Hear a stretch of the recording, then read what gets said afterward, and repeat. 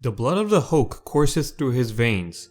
He's sworn to avenge his mother and kill the Hulk. He's even fought the Juggernaut to a standstill. Welcome to Denofcomics, and today we visit the history of the Hulk's son, Skaar.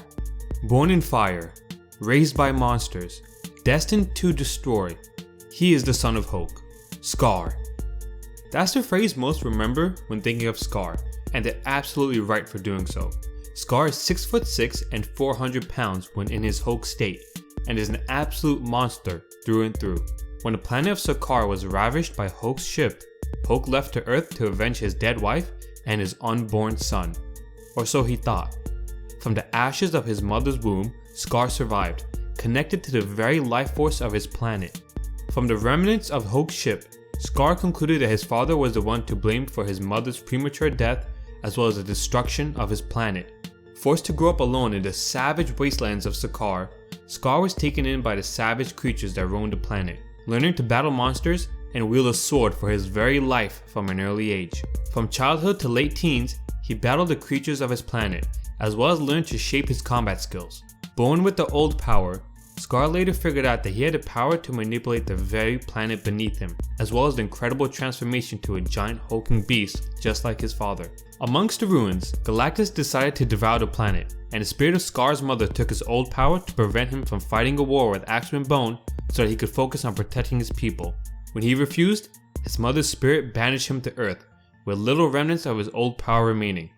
Once there, he knew who his next target would be: the Hulk. Skaar blamed his father for every horrible thing he had to bear on his home world, and he would have the chance to pay him back when the Hulk finally arrived. Bruce Banner only transformed into Savage Hulk. However, this was more than a match for Skaar. Skaar was easily defeated and realized that he was no match for his father. Nevertheless, he made it his sworn duty to kill the Hulk. Eventually, after constant clashes and victories against Skaar, Bruce Banner realized that Skaar had the potential to defeat the Hulk if he ever entered his Worldbreaker form again. Realizing that he needed Skaar as a contingency plan in case he ever turned back into the angry green beast, Banner started to train Skaar to defeat Hulk. Banner decided that the best way to do this was by giving him sparring partners, placing Skaar against a powerhouse known as Juggernaut. The conflict ended badly for Juggernaut, as Skaar used a combination of strength and old power to punch him into orbit. Next on Banner's list of playmates was Daken. This meeting almost led to disaster when Skaar transformed back into a child and asked Daken to kill him, forcing Banner and Wolverine to save him. Finally, Skaar's last lesson would be taught while fighting one of Hulk's oldest foes, Tyrannus. Skaar was tempted to join Tyrannus and his horde of monsters, but he chose to drive the villain back to his underground lair instead. Skaar received a hero's parade for saving the city, and finally realized what it was like to be appraised.